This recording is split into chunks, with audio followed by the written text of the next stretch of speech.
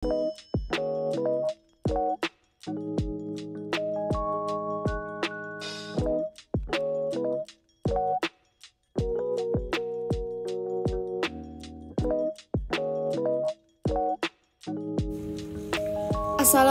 warahmatullahi wabarakatuh. Perkenalkan, nama saya Mia Rashida Razak. Pada video kali ini kita akan membahas mengenai bagaimana mengatasi penyebaran hoaks dan disinformasi. Di era digital saat ini, hoaks dan disinformasi menjadi dua hal yang sering ditemui di dalam komunikasi masyarakat sehari-hari, khususnya di media sosial dan internet. Kemudahan dalam mengakses informasi dengan adanya internet membuat hoaks dan disinformasi juga semakin cepat menyebar dan menjadi konsumsi publik secara masif. Adapun perkembangan teknologi digital, selain bermanfaat untuk mendukung interaksi manusia, juga menghadirkan fenomena sosial berupa informasi yang tidak benar. Semua orang dapat dengan mudah membuat konten dan menyebarkannya. Sehingga dampaknya, berita tidak benar atau disinformasi dan berita bohong atau hoaks pun terus menyebar luas. Pada video kali ini kita akan membahas mengenai yang pertama, yaitu hoaks. Hoaks adalah sebuah informasi rekayasa yang sengaja dilakukan untuk memanipulasi informasi yang sebenarnya. Tak hanya memanipulasi informasi, tetapi dapat juga memutarbalikkan fakta dari informasi asli dengan informasi rekayasa yang meyakinkan. Adapun dalam Kamus Besar Bahasa Indonesia, hoaks diartikan sebagai berita bohong.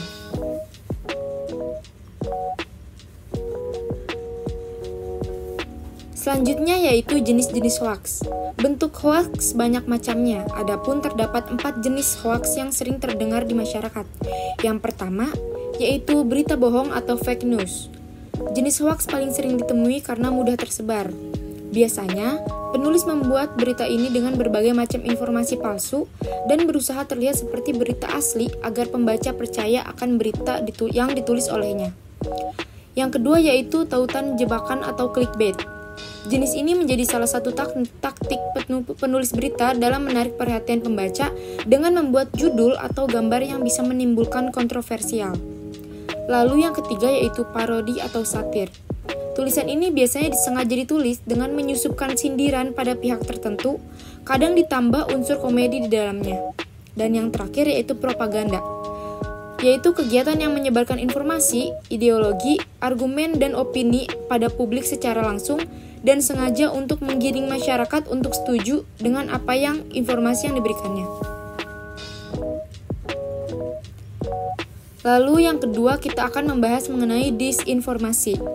Disinformasi merupakan informasi salah yang sengaja dibuat dan disebarkan untuk mengelabui penerima.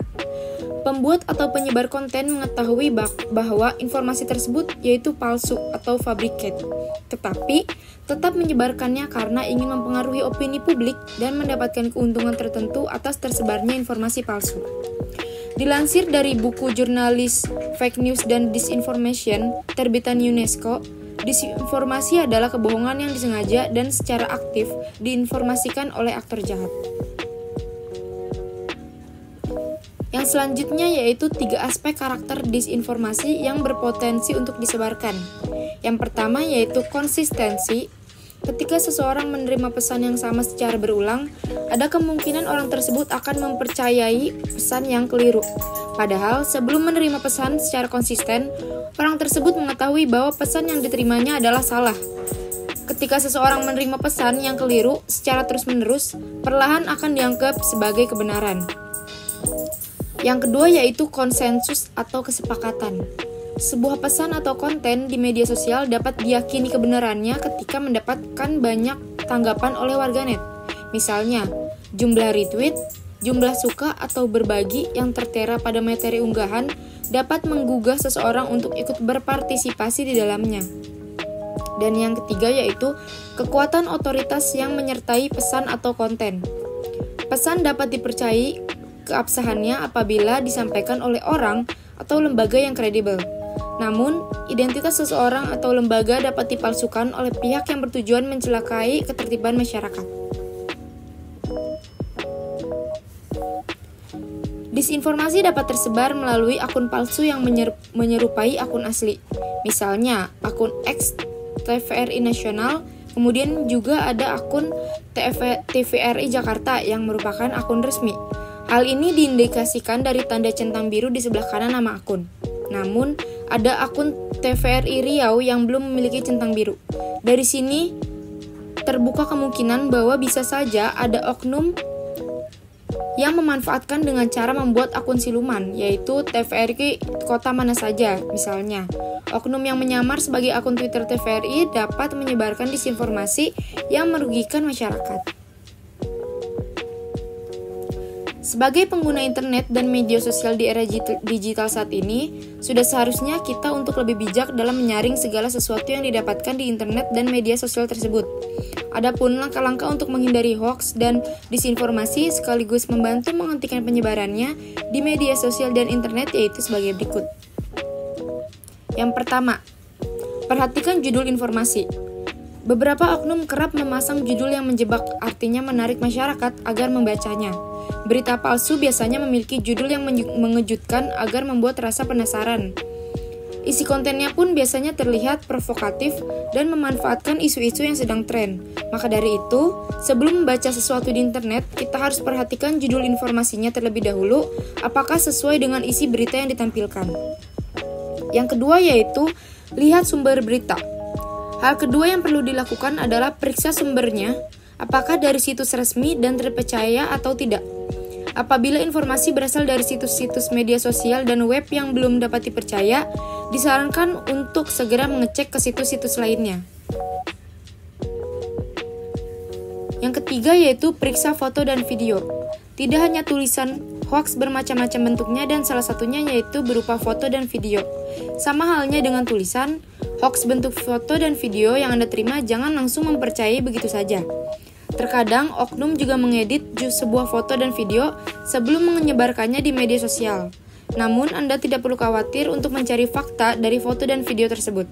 Anda bisa cek keaslian dari berita foto dan video tersebut dengan memanfaatkan teknologi fitur dari Google Image dengan tautan image.google.com. Lalu yang keempat yaitu waspada dengan bentuk forward message. Biasanya oknum hoax akan menyebarkan ke banyak orang dengan dalih isinya meminta untuk segera diteruskan ke banyak orang, berupa ancaman jika Anda tidak meneruskan pesan tersebut atau mendapatkan hadiah. Jika Anda mendapatkan pesan seperti itu, segera hapus dan abaikan. Lalu yang kelima atau yang terakhir yaitu laporkan ke Kementerian Komunikasi dan Informasi jika menemukan berita hoax dan disinformasi. Apabila menemukan berita hoax dan disinformasi, dapat segera melaporkan konten tersebut ke Kementerian Komunikasi dan Informatika agar berita tersebut segera ditindak tegas. 10 langkah dalam menghindari hoax dan disinformasi.